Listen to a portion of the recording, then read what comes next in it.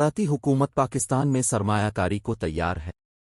गुज़िश्ता रोज़ Dubai में Pakistan business council की तकरीब में इमाराती हुकूमत के पाकिस्तान में 3 बड़े सरमायाकारी मंसूबों से आगाह किया गया, जिनकी मालियत का तखमीना $1 अरब से ज़ायद है।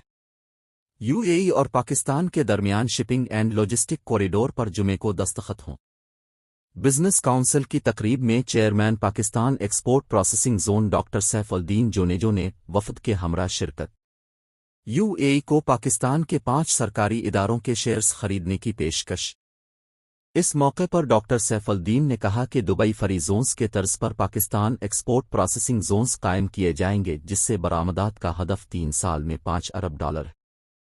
फ़िलहाल बरामदात $1 अरब है। तकरीब में नायब चेयरमैन डीपी वर्ल्ड फ़खर आलम ने गुफ्तगू करते हुए कहा कि यूएई पाकिस्तान में सरमायाकारी करने को तैयार है।